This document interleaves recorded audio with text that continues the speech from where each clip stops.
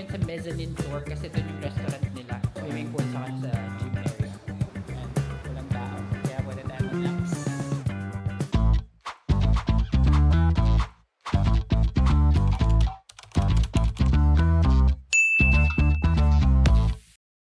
Hi amazing people! Welcome back to my YouTube channel. So another day, another episode na naman ng vlog ang ating gagawin.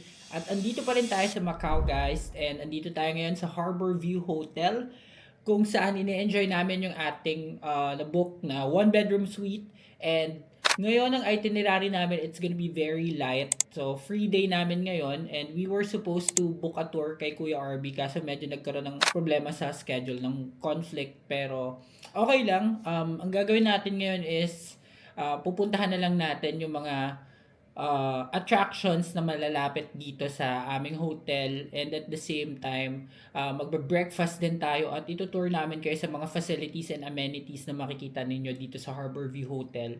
And later on we'll check out and then mag-start na tayo mag-explore ng Macau habang may oras pa tayo, and then pagdating naman ng hapon pupunta na tayo ng Hong Kong. So long day ngayon guys, and we need energy and we need to prep up. So tara guys, samahan nyo kami. Ayan guys, so papunta na kami dun sa breakfast buffet. Nag-inquire ako kasi yung breakfast dito, hindi siya included dun sa room namin. Nakakahiya naman kung in-include pa nila sa 2.9 lang na binayad namin. Pero 100 pataka siya per person sa breakfast buffet. Nag-start siya ng 7 hanggang 10:30 AM. Tapos yung check-out time dito is 12 noon. So ang plano namin, pagka-check-out, iiwan lang namin yung maleta sa baba.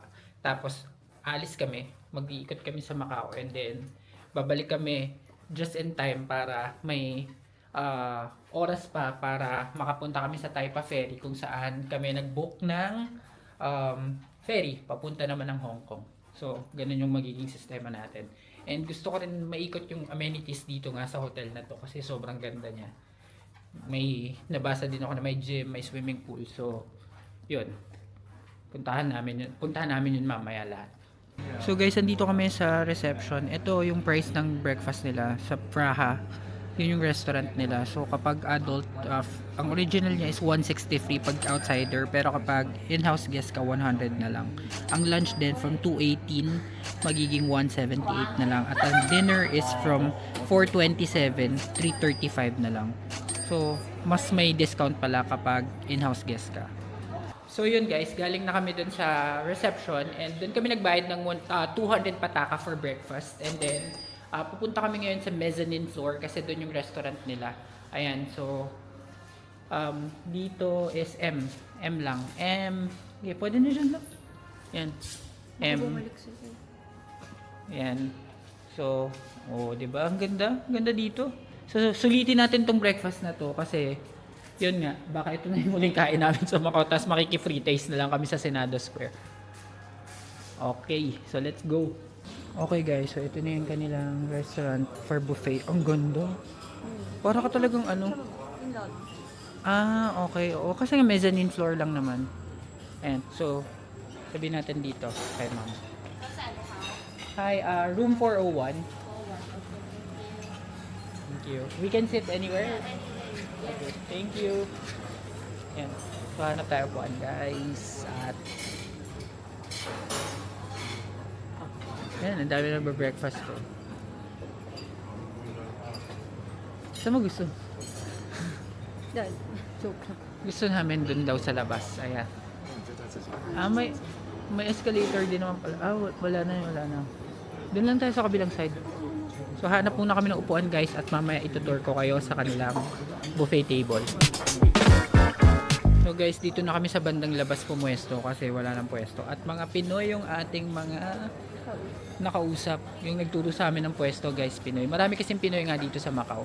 So ikot na natin tayo sa table para ito yung simulan natin dito sa fruits guys. So merong fruits and watermelon, orange, guava, banana, yogurt. Doon tayo sa dulo. Dito tayo sa dulo magsisimula guys para, and 100 pataka lang to. And so ito yung simula, merong seasonal vegetables. Wala siya ngayon kasi seasonal nga lang. And so, meron yang chow, fried rice, tapos ito yung kanilang fried noodles. Tapos meron ding corn. Tapos merong egg, boiled eggs. Merong fried egg. Yan, may fried egg, tapos sausage, pork sausage. Parang ayoko na ng sausage ngayon. Tapos merong ham, pero parang spiced ham to. Ito pork and beans. Mahilig sila sa ganito guys, baked beans. Tapos ito naman is roasted tomato with ano yan, with herbs. Tapos ito, merong kamote. Tapos ito sa kabilang side naman is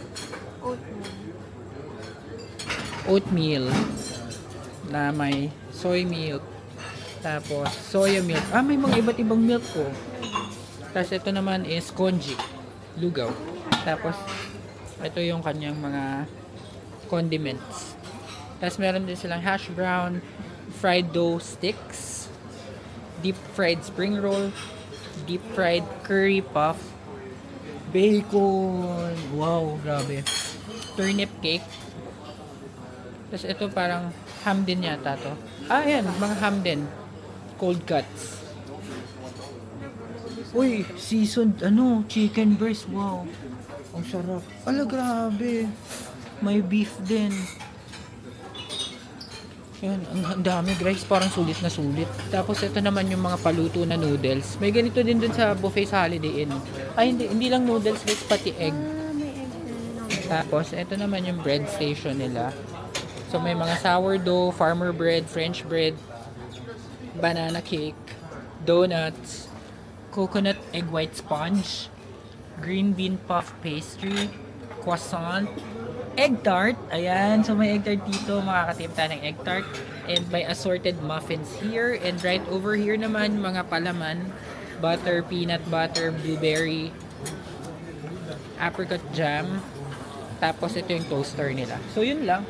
Pero sulit na rin to guys. And may salad area pala dun guys. So kukuha muna kami ng food at taste test tayo. So guys, ito yung food namin. Omelette. Nagpaluto kami ng ham and cheese na omelette. Tapos yan. Bacon, chicken breast, beef. Yan. Tapos kumuha din kami ng egg tart doon. Tapos fruits and yogurt. So, yan. Kain muna tayo guys. Ayan guys. So, para sa akin, kahit di ko pa natatry yung mga food, sulit na siya for its price na na 100 pataka. So, tikman ko muna tong egg omelette na ginawa nila. Ito yung egg omelette na ham and egg, pero sana umabot dun sa part na may ham. So, tikman natin. Ang sarap! Ang sarap ng egg dito, iba? Sarap to. Sarap guys yung egg. Medyo mamantika lang kasi parang ang dami mantika nilagay niya. Sana butter. Siguro mga nasa 6 out of 10 lang to. So ito naman chicken breast guys. Ito yung marami akong kinuha. Tikman natin. Masarap.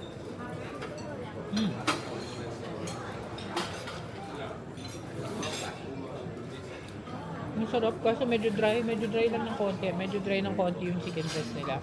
So 9 out of 10 yung chicken breast. So next guys, tikman natin itong beef. Ayan, may beef din kasi sila.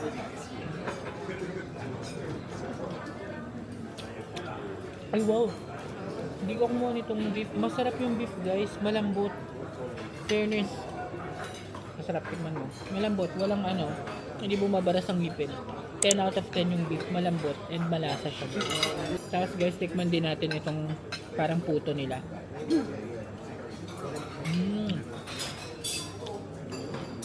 Sarap din.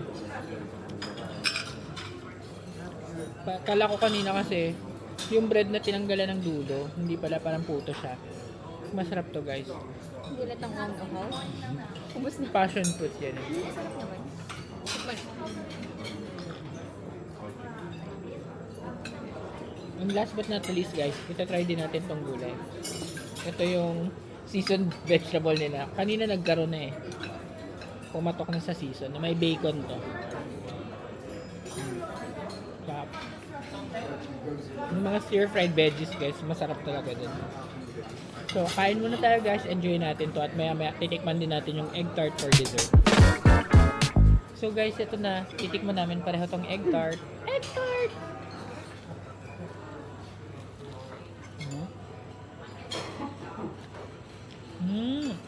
Masarap. Masarap pa. Kulang lang to sa init. Siguro kung mainit Hindi, to. pero mas gusto ko ito kasi sa Shanghai. Hmm. May tamis to eh. Masarap guys. Egg tart, 10 out of 10 sa akin. Sarap. Sobrang sarap. Maubos ko na nga eh. Sarap guys. So guys, share ko lang. Meron kaming nakausap dito na Pinay. 32 years na siya dito, si Ate Rowena. So nagtatanong-tanong kami kung paano pumunta sa ganito, paano pumunta sa ganyan. And meron palang event ngayon guys, ngayong moment. And today pala is November 13, 2025. So meron para silang F1 Racing or Grand Prix dito, kaya maraming naka-check-in. Pero tinanong kasi namin kung matao ba sa swimming pool, ganyan. Kasi nga na participants. Oh, yun. Ayan, lahat nung nag-breakfast dito kanina halos doon na-attend doon sa event nila. Kami lang yung hindi. Tsaka meron din mga Pinoy. Ang daming ang Pinoy dito guys, kaya hindi ka ma-homesick. Tapos, walking distance lang daw dito yung Senado Square. Kaya yun yung nililook forward to namin na since hindi masyadong mainit, maganda maglakad-lakad. So, doon yung magiging destination natin after natin dito sa buong hotel. So, ang swimming pool and gym, may gym din dito guys. Nasa second floor siya. So, maya-maya after namin magpababa ng kinain, puntahan natin yun. So guys, tapos na kami kumain. Pakyat na kami dun sa swimming pool saka sa gym area. So guys, welcome to the gym. So ito yung gym nila guys. So, ayan, mga treadmill. Ayan, pwede ka pala treadmill oh. Maliit lang yung gym nila. Pero okay na, ayan, may treadmill, mga elliptical. Ito, ang ganda nito. Ito yung mahal. Parang hagdan, parang steps. Grabe, ang mahal niyan guys. Tapos ito, meron din dito ang mga gym equipment. Ito, meron ditong leg curl, leg extension. Tapos ito pang back to guys, back machine. Ayan, may pang back machine. Tapos merong pang shoulder press. Pwede rin tong chest, multi-press to eh. Actually, ano to? Tatluhan na pala to, tong machine na to. Tapos dito guys, merong bench. May bench na flat bench, tapos may incline bench. Meron din silang Smith machine guys. May Smith machine din dito. Tapos meron ding of course may mga dumbbells. Tapos meron din dito ayan, may cable. Ayan, may water din. Maliit lang yung gym nila guys, pero in all fairness naman, maganda. Ayan, so pinakita ko lang sa inyo. Tapos dito din yung swimming pool. So tignan natin kung makakapunta tayo. Guys, ito naman yung swimming pool area nila. Ayan, so eto, merong dadaan ka muna dyan. Tapos ito na, dito na lang, silipin lang natin. Ayan, ang ganda ng swimming pool guys, indoor. Tapos may mga jacuzzi dito. Ayan, so ganda, dapat naka swimwear ka daw. So guys, magpapalit lang kami ng pang swimming. Sabi kasi kailangan to naka-swim cap, yan, swimming attire, and swimming na kami. So, let's go! Sandali lang guys. Kung hindi pa kayo nakasubscribe sa channel na ito na AJTV Amazing Travels, mag-subscribe na kayo dahil malaking tulong yun para sa akin na ipagpatuloy ang paggawa ng mga ganitong klaseng travel videos. And now, back to the vlog. Okay guys, so pabalik na kami dun sa swimming pool area. And sana ma-vlog ko. Kasi medyo, sila dito? Strict sila. Yung mga, syempre, pag swimming yan, may maraming mga tao. Pero syempre, ang i-vlog ko lang yung part nakita lang kami. Para rin sa privacy ng ibang mga guests. Okay guys, so kailangan kasi nakabanlaw daw or nakapag-shower bago mag-swimming. So, nag-shower na kami. And kailangan naka-shower cap, naka-swim shorts pag lalaki, tapos swimwear kapag babae. So, papunta na kami sa pool. And hindi ko sure kung mabavlog ko to. Pero, we'll see. So guys, ito na yung pool area. May mga jacuzzi. Ayan, tatlo yung jacuzzi guys. Tapos, ito, yan, mga jacuzzi. Tapos, ito yung buong swimming pool. Ayan. Ang ganda. And kami lang, tsaka may isang extra guest pa yung tao dito. So, pwede tayo makapag-jacuzzi.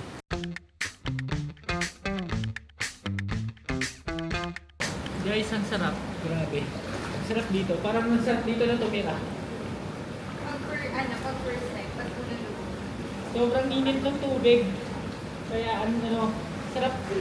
Grabe, parang yung pagod natin kahapon. Naubos dito. Oh. Mamaya guys, magsiswimming din kami dun sa main pool. Guys, mukhang wala nang tao sa pool, so pwede na kami mag-swimming. Ayan, papakita ko sa inyo. Ayan, ang ganda ng swimming pool nila guys. Grabe, ang ganda talaga. And ang linaw ng tubig. Para kang nagsiswimming sa palasyo. Guys, solo leveling tayo dito sa pool. Ayan, walang tao. Kaya pwede tayo mag-laps. And hanggang dito lang siya.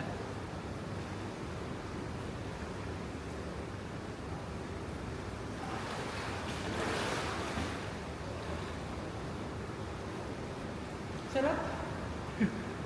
Si Kai nandun pa sa yung jacuzzi. Ayan guys. Hindi niya kaya kasi malamig daw dito. Ayan, so na-enjoy lang namin yung time dito sa ating pool dito sa harbor. Okay guys, so nasulit na namin tong jacuzzi at tong pool experience dito sa Harbor View Hotel. So akit na kami ulit at magpapalit na and magpe-prep na rin kami dahil mag-check out na kami maya-maya. So stay tuned. Hey guys, so we're back. Andito na kami sa hotel room at nakapag freshen up na rin kami. We're ready to check out pero pahinga lang ng konti since hindi pa naman check out time, mga ilang minuto pa, may mga 30 minutes pa kami. Tapos ang masasabi ko dito guys, napakasulit for its price. I'm sure na hindi ito yung laging price niya. Again, 2,970 lang siya for a night. Pesos yun guys. So pag chine-check ko siya ngayon and yung mga previous pricing niya nasa 9,000, 10,000 per night. So talagang naka-steal kami ng deal na yun. And just in case na mag-appear yun at nag-hesitate kayo na i-book din tong hotel na to guys, I would say na isa to sa mga pinakamagagandang hotel na napag-stay namin. And napakasulit, ang ganda ng amenities. Akala ko nung una yung vibe niya parang luma, ganyan. Parang sabi ko, baka lumang hotel na to kaya mura na. Pero hindi siya napabayaang hotel and maganda. Friendly yung mga staff and most ng staff na encounter namin dito is mga Pilipino din. So, hindi kayo mahihirapan makipag-communicate, magtanong ng directions, ganyan. And malapit din siya sa Fisherman's Wharf. Yun nga, nakita nyo nung previous episode na lakad lang kami papunta dun sa Fisherman's Wharf. So, very accessible siya sa Sands din. And yung Sands kasi, pag pumunta ka dyan mamaya, meron dyan mga shuttle bus na dadalhin ka naman sa Parisian, Venetian, tsaka sa Londoner. So, hindi ka rin mahirapan pumunta from one tourist spot to another. Kasi nga, yung location niya napakaganda din. So, I would highly recommend this, and again, binuko to sa Agoda, and do not forget to use my promo code AJTV Agoda. Nakapost yan dito sa screen. So, maya-maya bababa na tayo para mag-check out at papakita ko din sa inyo yung kanilang luggage area na pwede ka mag-iwan ng luggage dun sa may concierge. So, stay tuned. Okay guys, so pababa na tayo ngayon sa lobby para mag-check out.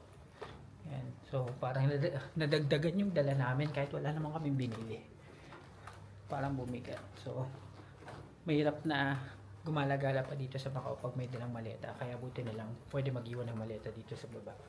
So guys, nandito na kami sa lobby. Nag-express checkout lang kami. Pag express checkout, yung keycard, ihuhulog mo lang dun sa box nila for express checkout. Wala nang gagawin iba. Wala na silang i-check or what.